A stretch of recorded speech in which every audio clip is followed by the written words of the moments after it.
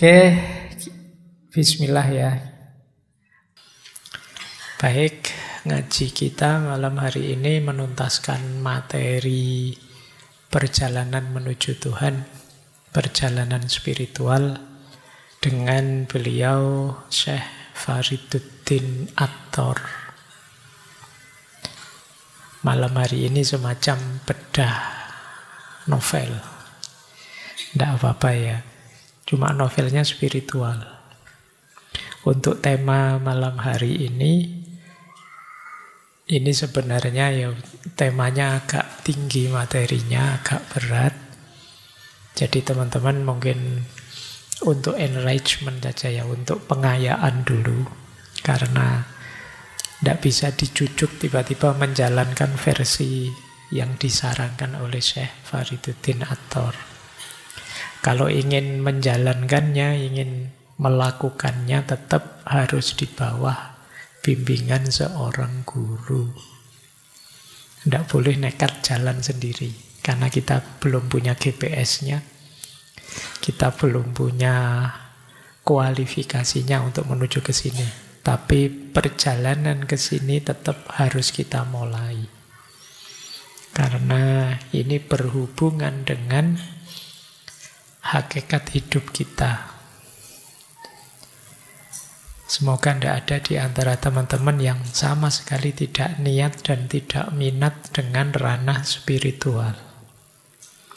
Karena berarti hidup kita agak dangkal kalau teman-teman berhenti di ranah material saja. Saya sempat menginventarisir hal-hal yang mungkin jadi indikasi saatnya kita mulai perjalanan spiritual. Itu inventaris saja, mungkin teman-teman punya pengalaman sendiri ya. Di catatan saya ada beberapa isyarat. Ini kalau kita maknai ini dari Allah, ini sebenarnya isyarat panggilan dari Allah untuk kita mulai berjalan menuju Dia. Untuk sadar hakikat spiritual hidup ini. Karena ada yang bilang kita itu sebenarnya makhluk spiritual yang diberi casing duniawi karena kita harus hidup di bumi ini. Nanti kita kembali lagi ke hakikat diri kita yang spiritual. Itulah kenapa rumusnya hidup ini inna lillahi wa inna ilaihi roji'un. Dari Allah nanti kembali kepada Allah lagi. Baik, kita cek sebentar ya. Kalau teman-teman merasa pernah mengalami ini, kemungkinan ini isyarat panggilan dari Allah untuk kita memulai menseriusi jalan spiritual kita. Yang pertama, mungkin teman-teman kadang-kadang merasa hampa, merasa kosong, merasa apa sih gunanya hidupku ini? Kenapa sih Allah itu kok capek-capek dalam tanda petik menciptakan aku?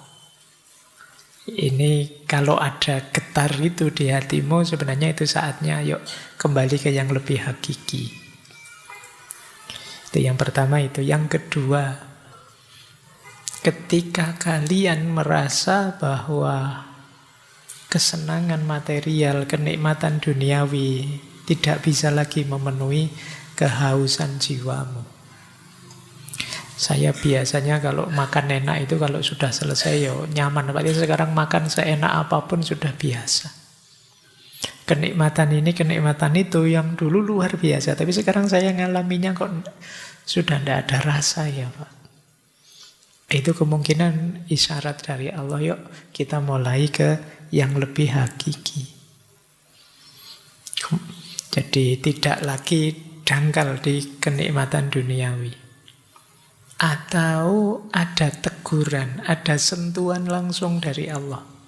Misalnya melalui peristiwa-peristiwa yang mengejutkan kita. Kehilangan orang tercinta, tiba-tiba sakit, kegagalan hidup. Ini bagi saya sentuhan-sentuhan. Mungkin Allah ingin kita segera kembali padanya. Segera mengarahkan, mengorientasikan diri ke sana. ke ranah spiritual. Atau tiba-tiba teman-teman merasa tertarik dengan hal-hal rohani. Mendengar orang cerita-cerita dunia mistik, tasawuf. Tertarik dengan agama, lihat orang kok soleh sekali, tekun sekali ibadah, kita tersentuh. Senang dengan filosofi-filosofi yang dalam, meditasi spiritual-spiritual. Kemungkinan ini juga bagian dari tegurannya Allah, bagian dari ayatnya Allah untuk menyadarkan kita, yuk kita kembali kepadanya. Atau teman-teman sering merasa lelah secara internal atau karena hal-hal eksternal. Capek saya Pak, lihat orang gegeran terus di medsos itu, kapan ya selesainya? Nah, itu mungkin teman-teman ada rasa capek, itu berarti ingin keluar dari situ. Bosen saya Pak, dengar orang gegeran itu. Bosen saya lihat dunia ini dan lain sebagainya. Itu mungkin bagian dari isyaratnya Allah, yuk tapi cepat kembali kepadanya. Atau kita merasa kepedulian kita berlipat-lipat. Jadi, Pak saya ingin menciptakan kedamaian, saya ingin mengakhiri penderitaannya saudaraku, temanku sayang. Ini mungkin spiritualitas kita sedang disentuh.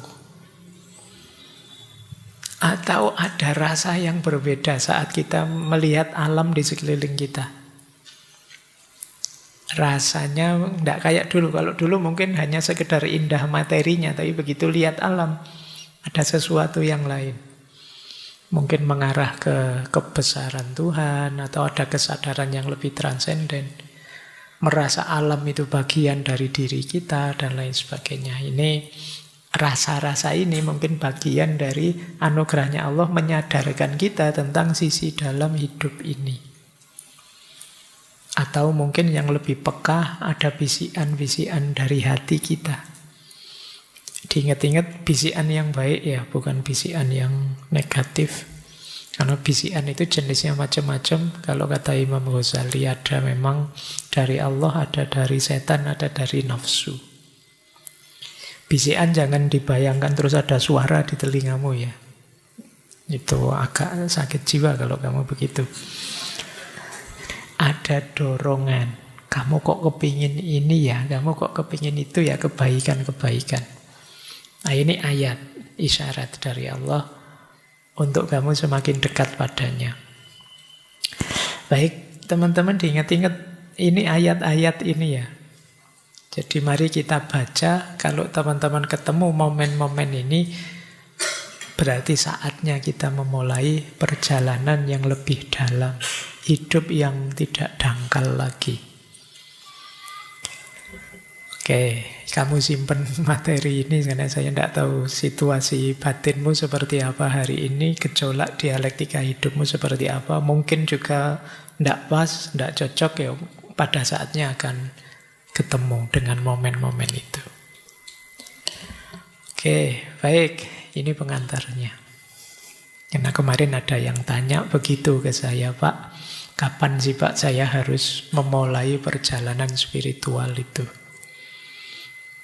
Kalau saya sih lebih mula lebih baik, lebih awal lebih baik. Perjalanan spiritual itu kan nanti perjalanan ke dalam. Pada awalnya kita memahami diri kita sendiri, dan itu bagi saya untungnya besar. Tidak hanya untuk yang spiritual, tapi untuk kehidupan kita yang duniawi juga. Oke, nah kita sekarang masuk ke buku Mantikut Thoir, Musyawarah Burung, versi Syekh Fariduddin At-Thor. Jadi beliau ini sufi besar dari Nisabur, era kekhalifahan Saljuk. Beliau lahir tahun, kalau Masehi 1145. Nanti meninggalnya 1221. Beliau meninggalnya termasuk korban pembantaiannya pasukan Mongol waktu menaklukkan Nisabur.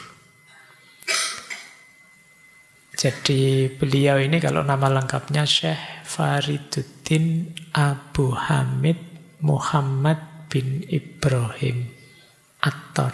Attar ini julukan atau panggilan. Attar itu makna harafiahnya peramu minyak wangi. Jadi beliau ini ahli kimia, yang diantara keahliannya kalau ahli kimia kan meramu minyak wangi. Kemudian setelah ini punya toko besar warisan dari ayahnya. Cuma kemudian karena tertarik dengan dunia tasawuf, beliau meninggalkan kekayaannya untuk mengembara, mencari guru, mendalami ilmu tasawuf. Kalau melihat sejarah hidup beliau, beliau berguru ke banyak sekali sufi, banyak sekali ulama selama tidak kurang dari 39 tahun. Nah, saya tidak tahu kalian ngaji filsafat sudah berapa tahun? Belum ada apa-apanya. 39 tahun. Kalian enak ke sini terus kan belajarnya. Kalau saya atur muter-muter dimanapun ada sufi ulama besar beliau datangi. Makanya nanti beliau menulis satu buku, mungkin teman-teman pernah baca, yang judulnya Tadhkiratul Auliya. Yang isinya, ini kalau di ilmu sejarah namanya hagiografi. Hagiografi itu isinya biografi-biografi orang suci. Nah ini beliau di situ, Tadhkiratul Auliya itu beliau menulis riwayat hidup, biografinya para sufi, dan itu banyak sekali. Teman-teman boleh dicari buku itu. Sudah ada terjemahan bahasa Indonesia sejak zaman saya mahasiswa S1. Saya ingat karena saya pernah baca dulu. Kemudian karya beliau yang lain yang kita bahas malam hari ini, Mantikut Thoir. Ini ada yang bilang ini puncak gagasan beliau. Masih ada karya beliau yang lain, yaitu Ilah Namah, kemudian Musibat Nameh, dan yang ketiga Asror Nameh, bahasa Persia. Baik, kita mulai belajar ya. Sekarang ya tentu saja karena ini bukan ngaji dari awal sampai akhir, seperti biasa kita akan semacam review, melihat secara umum alur dari Mantikut Thoir. Kita awali dari sini. Ini cerita yang terkenal sekali tentang beliau. Kenapa kemudian tertarik ke dunia tasawuf. Jadi satu ketika saat beliau menunggui toko beliau, tiba-tiba datang pengemis. Nah, orang yang miskin, kadang-kadang kan orang yang punya toko itu risih. Kalau di tokonya ada pengemis di depannya. Diusirlah pengemis ini.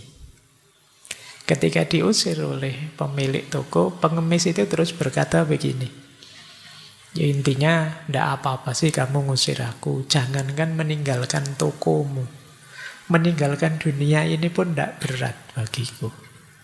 Tetapi sebaliknya kamu. Apa kamu sanggup meninggalkan kemewahan yang engkau miliki saat ini?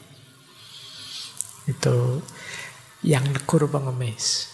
Ini yang saya sebut tadi ya, momen kesadaran sehingga kita berbalik ke dunia spiritual itu bisa macam-macam. Kalau beliau momen ini, saya tidak yakin kalian mengalami momen yang sama, bisa melahirkan kesadaran yang sama.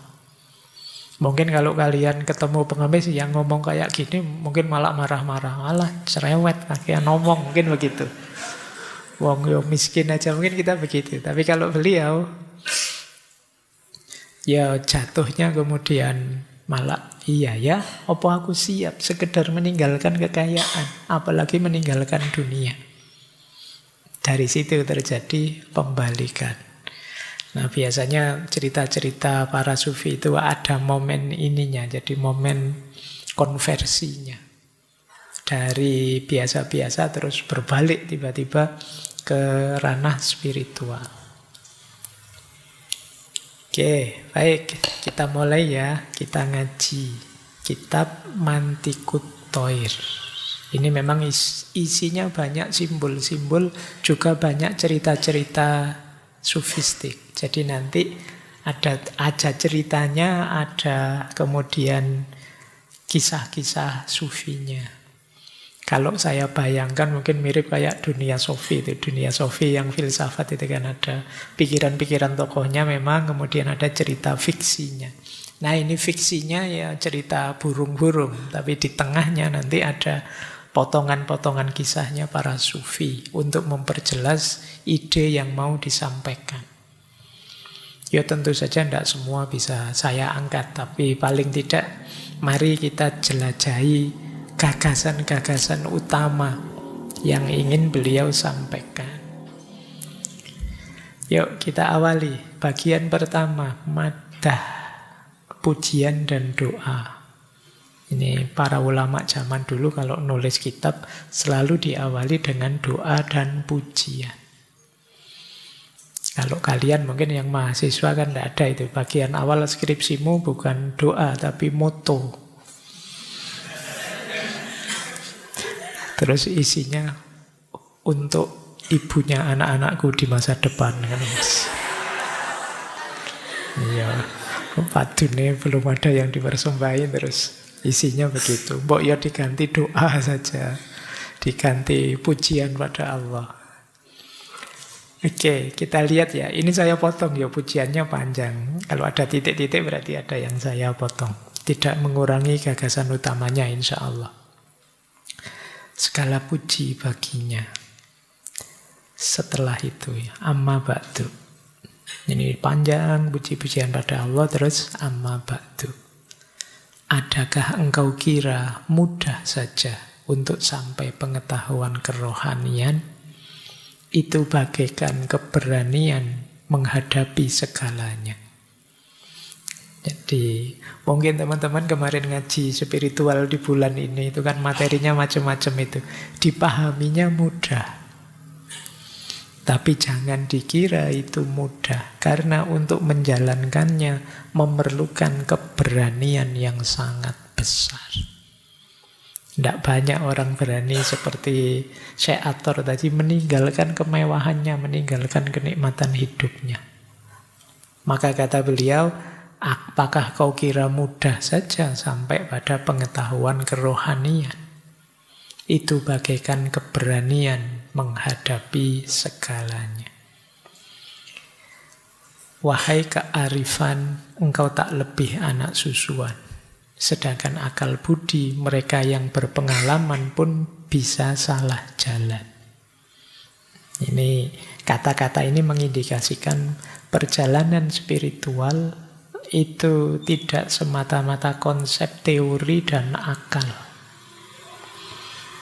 Jadi tidak ada gunanya kearifan-kearifan tinggi kalau orangnya tidak berjalan. Kalian menghafalkan teori-teori tasawuf yang luar biasa, mungkin wahdatul wujud, itihad, macam-macam. Gunanya apa kalau kalian tidak jalan? Konsep-konsep teori-teori ini seperti peta. Apa gunanya peta, apa gunanya GPS kalau kalian tidak melakukan perjalanan?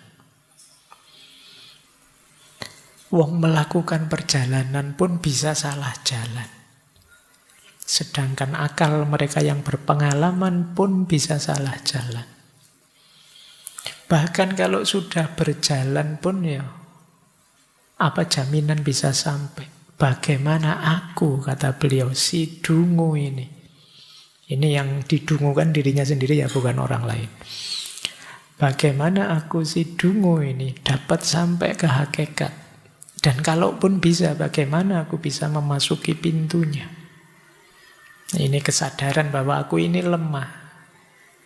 Paragraf kedua ini yang menegaskan perjalanan ini nanti sebagian besar adalah pertolongannya Allah. Kalau hanya mengandalkan diriku, tidak akan mampu. Dan paragraf terakhir di bagian pembukaan madah dan doa sahabat, kita sama bertetangga. Aku ingin mengulang-ulang pembicaraanku pada siang dan malam agar kalian tidak sejenak pun menghentikan keinginan mencari kebenaran. Jadi ini menegaskan visi atau misi beliau. Beliau ya mungkin punya murid, melakukan kajian sampai nulis kitab. Ini mengulang-ulang pembicaraan. Temanya ya itu-itu saja sih, tapi diulang-ulang. Kenapa? Agar kita tidak lupa bahwa kita punya misi kebenaran. Biar hidup kita tidak asal-asalan saja. Oke, baik. Ini pembukaannya begini. Jadi sebenarnya ya panjang itu. Kalau dimaknai satu-satu bisa ngaji 1 bulan Ramadan. Ya, cuma ya ini biar teman-teman tertarik saja, nanti dibaca lagi bukunya. Oke, saya akhiri sekian. Kurang lebihnya mohon maaf. Wallahul muwafiq. Wallahu a'lam bissawab. Wassalamualaikum warahmatullahi wabarakatuh.